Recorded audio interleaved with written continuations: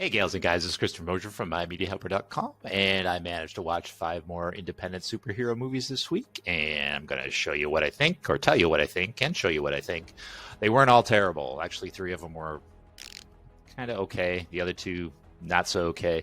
And I do realize my first review from the last week's video, the audio was very bad because I'm kind of soft-spoken sometimes, so I'll try to pump it up and be a little more louder, a little more... what's the word for it? Excited, I don't know. But check these out. I had so much fun watching and reviewing terrible superhero movies, and the content is abundant out there. I feel like doing it again. There is a bizarre fascination with watching these films. Do I just watch them in order to hate them? Do I just watch them for the sole purpose of having content for my YouTube channel? And the answers are both yes and yes.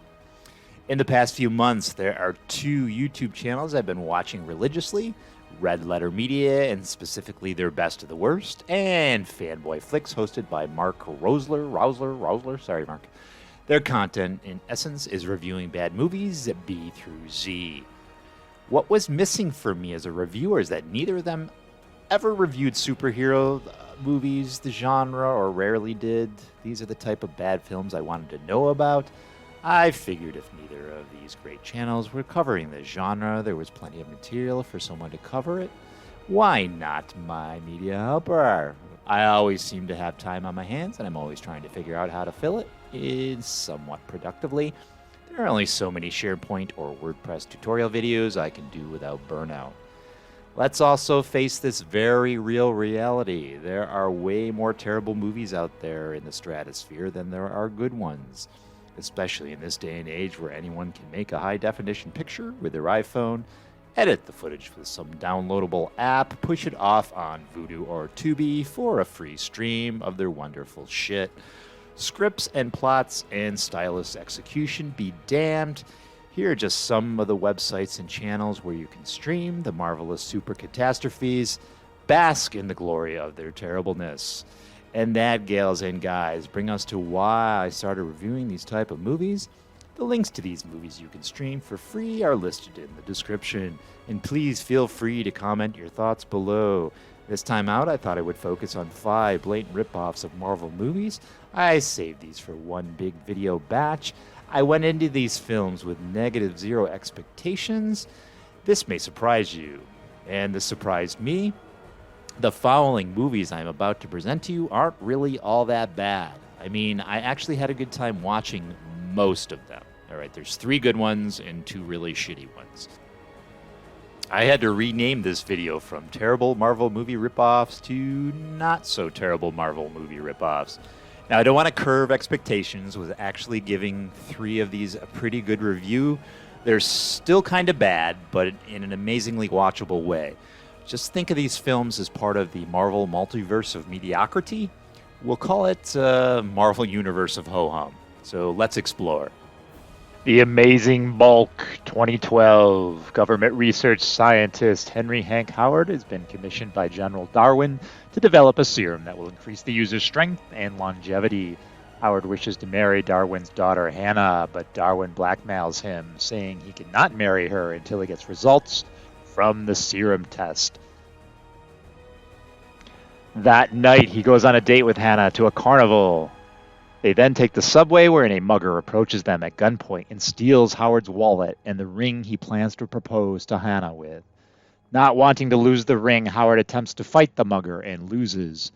After the mugger flees the scene, Hannah expresses her concern for Howard's sudden bravery, asking what could be so important that he would risk his life over.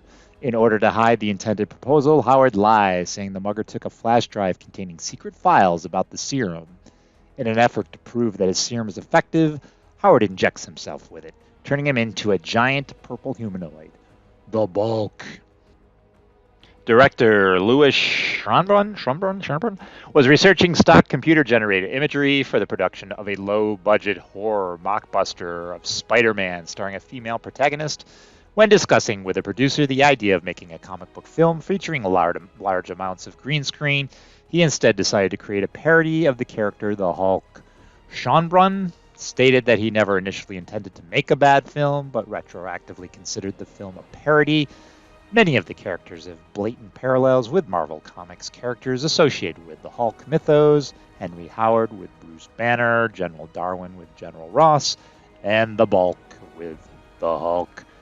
Script writing for the film was completed over a span of 4 months, while finding all the CGI elements along with creating storyboards occurred over the course of 6 months.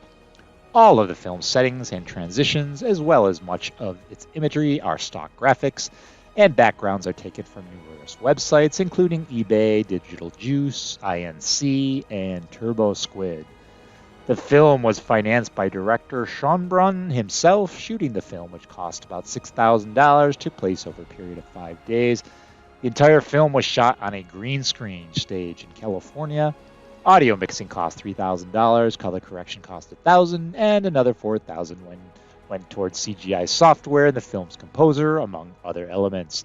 The film's score, composed by Mark Daniel Dunnett, also features classic music from composers like Beethoven, Strauss, and Chavatsky.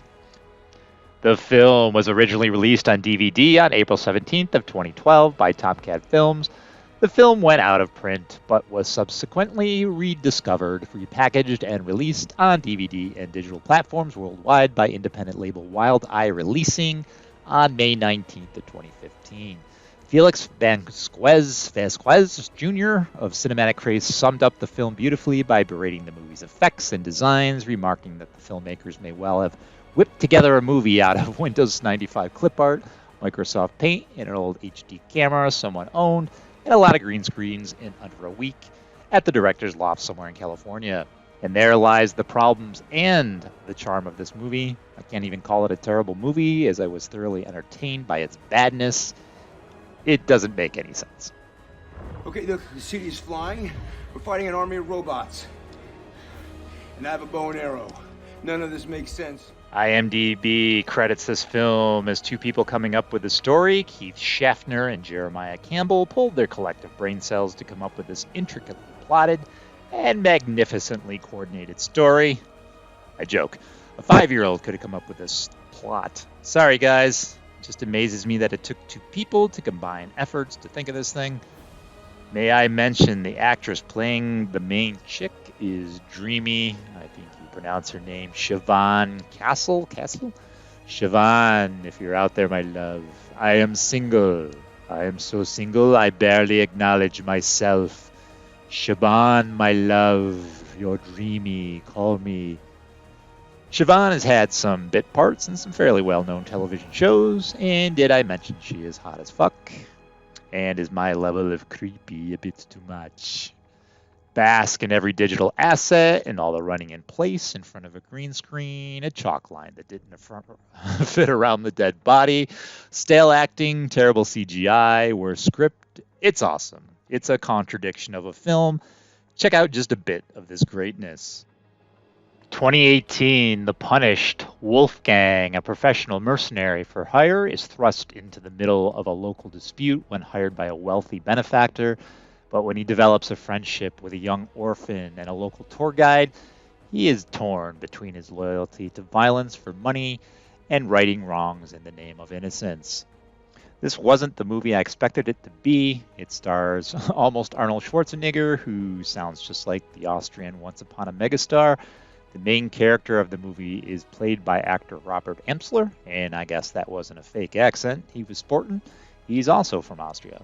And according to IMDb, and IMDb is not always 100% correct, but according to IMDb, Amsler was Arnold Schwarzenegger's body double in Terminator 3, Rise of the Machines.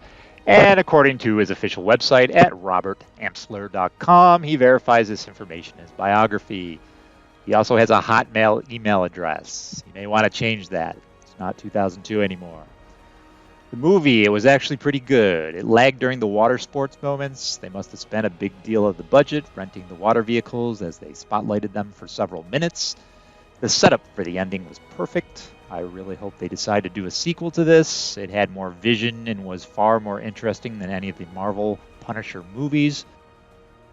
There was some character development, a hint of a message, and a moral of doing the wrong thing can at times be the right thing. I don't want to give the film too much credit, but you could actually have a discussion of the implications of vigilantism. Perhaps I'm so shocked this movie was absolutely watchable that I'm overthinking things here. In essence, it was just a silly low-budget movie, but it worked for me. The film broke through my lowest expectations based on the shit superhero movies I've reviewed so far. It shocked me. May have to give it another watch to make sure it just wasn't of that shock value that made me like it. Will the next movie surprise me as well? I'm certainly not holding my breath. And may I mention, the actress playing the main chick is perfection. The part of Lisa is portrayed by Nicole Stark. Nicole, if you're out there, my love, I am single.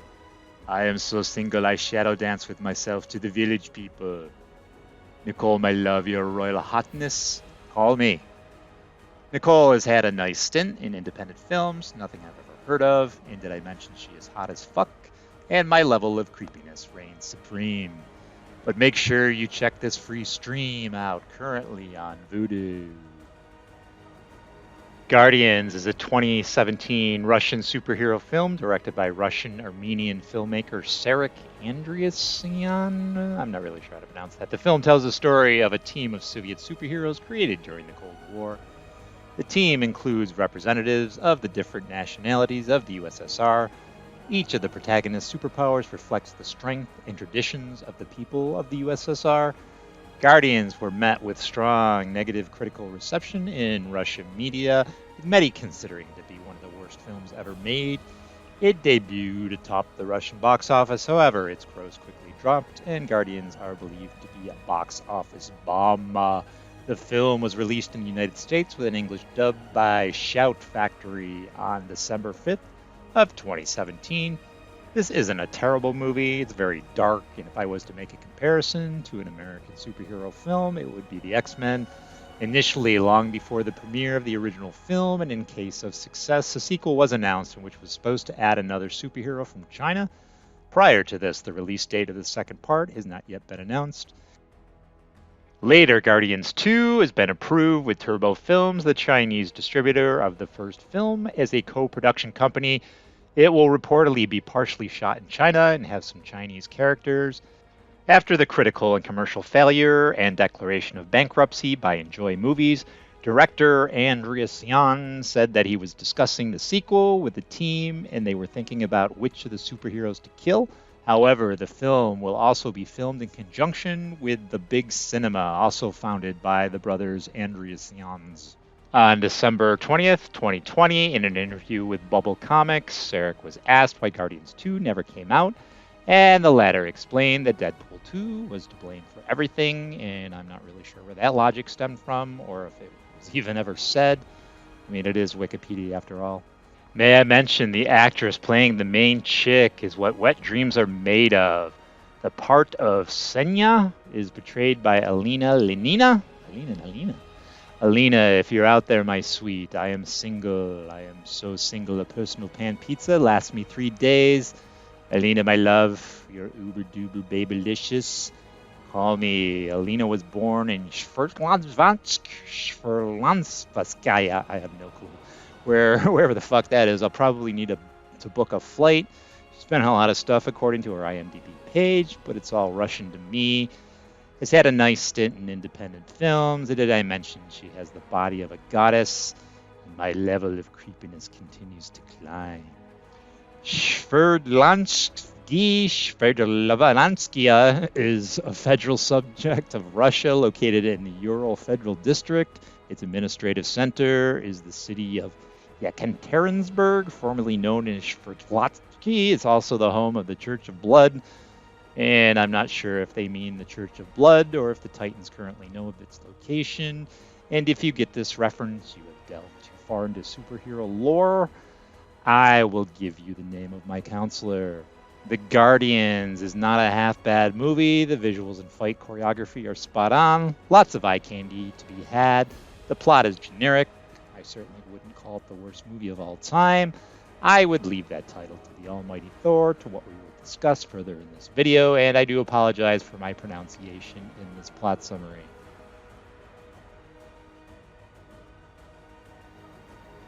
The next two films are made from a studio we all know and loathe. Asylum, the power force behind Sharknado, and a shitfest of the Sci-Fi Channel's catalog the past couple of decades. Let's breeze through their catalog of absolute dreck.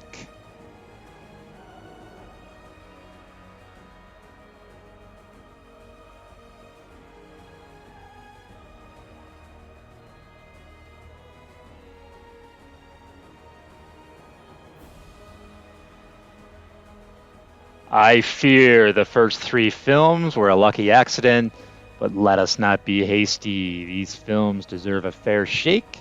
Let's watch them first and then tear them apart. Let's take a look at this first piece of shit. Avengers Grimm Time Wars is a 2018 American superhero mockbuster film written, co-edited, and directed by Jeremy M. Inman. The film was produced by the film company The Asylum. We had the Russian X-Men. How about the fairy tale Avengers? This is actually a sequel to the original Avengers Grimm. The original is streaming for free over on YouTube. I was torn if I wanted to sit through 2 of these things. They're only 85 minutes long. After watching both trailers, I decided I'll watch the second one first, and if it jazzes me to climax, I'll check out the other one. I imagine I'll have to check it out at some point anyway in my superhero cheese travels. Years have passed since the first film, with the shattering of the magic mirror portal, spreading shards of the mirror across the world. To combat threats from the fairy tale realm, an organization called Looking Glass was founded, led by Alice, whose sanity is maintained by the medicine Hatter makes for her, the princesses, and Red work to locate the fragments to rebuild the portal to go home. However, the power-crazed ruler of Atlantis, Magna, Mad, is threatening the world in her hunt for Prince Charming, who survived Rumpelstiltskin's attempt on his life, to force him to marry her so she can get his ring, which will literally allow her to rule all the land. A different Rumpelstiltskin allies with Magda in exchange for Atlantis. Snow White is revived to combat the threat. I have no idea what the fuck I just read. Avengers Grimm Time Wars was released direct to DVD on May 1st of 2018 in the United States. Shocking that it wasn't a theatrical release, I know. May I mention the actresses playing the main chicks make my pants do amazing things. Snow White is portrayed by Lauren Parkinson. Like many of the Smokin' Hot Honeys in this film, she's done a lot of independent schlock, her latest being Bigfoot or Bust. Speaking of her bust, I would like to introduce her to the 8th dwarf, Horny. Red Riding Hood is Elizabeth Eileen, with this film marking her one and only IMDb credit. When we date, I shall allow her to call me Big Bad Wolf. Who's your big bad wolf, baby? What big eyes you have, I'll tell her, although I won't be talking about her eyes. You know what I mean. Join my mind in the gutter. It's lonely here. Sleeping Beauty is Mara Fairclough. She's also had bit parts in fairly well-known television shows. I would so put some roofies in that apple, and Prince Charming the shit out of those lips. Turn her from Sleeping Beauty to Sleep With Me Beauty. Whip out that magic wand and turn an earthworm into a python. Abracadabra, my little beautiful princess. And last, but certainly not lusciously least, is Christina Licciardi, playing the part of Alice. She also plays the role in a film titled Sinister Squad, which reads like a bad ripoff of The Suicide Squad. I'll spotlight that one down the line, my succulent Christina. I would so love to play in your wonderland. Lewis Carroll got nothing on my mouth-watering fable, Vixen. If you are out there, my honeys, know that Uncle Remus is extremely single. I am so single I call myself when I'm bored. My level of creepiness continues to climb to trenchcoat no pants status. Pull my finger. Do you think they would sleep with me when I call their movie crap? This was painful to watch. I was embarrassed for them. They are beautiful women. They can't act worth a shit. No one in this movie can act worth a shit.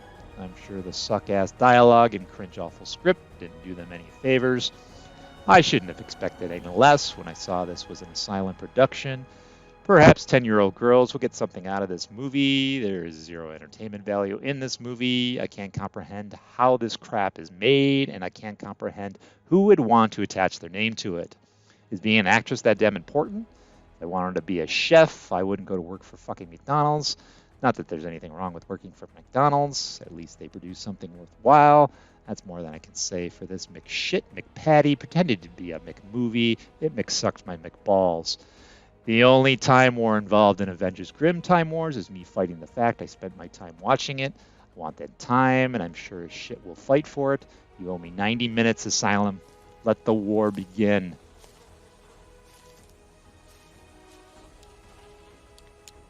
That is one big pile of shit. And because I'm a complete masochist, I'm going to double down with another delightful, dreadful Asylum fuckfest. Let's see what movie out of these two wins the coveted worst movie that has ever come out of someone's ass award. Almighty Thor is a fantasy adventure action film directed by Christopher Olin Ray. The film, a mockbuster coinciding with the release of the Marvel Studios film Thor, was produced by Asylum for $200,000. It premiered on the Sci-Fi, of course, cable network on May 7th, 2011, and was released on DVD on May 10th of 2011 in the United States. The film was met with largely negative responses from critics, loosely inspired by Norse mythology. The film follows the young warrior Thor in his battle against Loki, played by Booker, Richard Grieco. Surely you all remember Booker, the 21 Jump Street spinoff? No, not that 21 Jump Street. That 21 Jump Street. The 80s Fox television series. Jesus fuck, I'm old. When the god of deception Loki wipes off the city of Valhalla to steal the hammer of invisibility, only the young hero Thor can recover the cities from evil. When Thor's father and older brother are killed in a futile attempt to retrieve the hammer from Loki, a Valkyrie named Jarn Saxa, I don't know, attempts to train a naive and inexperienced warrior Thor to fight Loki. This leads them on a short quest from their training camp to the Tree of Inventory to collect a sword and shield, and then to a small city where Loki attempts to hypnotize the refusing residents into serving as his minions by bringing on a wipeout with a small army of demon beasts. When Thor is about to be defeated, he must forge his own fate to save the city and reclaim the hammer of invincibility from Loki once and for all. Almighty Thor. May I mention the actress playing the main equivalent of a goddess hot pants is played by Patricia Velasquez. May I also mention she was born in 1971. She is my age, and this could actually happen. We could actually be a couple. I know I am worthy. I know I'm worthy of her lust. If you're watching my celestial divine Patricia, I am very single. I am so single I call out my own name during sex because I'm the only one there. None of those babes are going to date me. By Odin's hammer, I'm old as fuck, probably old enough to be their father or a really awesome, handsome older brother. Richard Grieco, my friend, we're old. You're doing shitty movies, and I'm doing a shitty YouTube channel. We have fallen from grace, my friend. This movie is garbage. I tuned out several times as I thought about washing dishes and doing laundry. I never think about washing dishes or doing laundry. This movie is on the bottom pile and full Jeff Goldblum status. That is one big pile of shit. And that's all I got for you this time out, gals and guys. And today is Easter, so happy Easter to you if you happen to celebrate that. And I will catch you probably next week with some more films. We'll see how we do that time. All right, guys and gals and guys, please subscribe if you could please be so kind. Like if you like the video, please share if you know some comic book people that want to learn about really bad comic book films, and hit that bell and you'll get updates. And I will catch you later.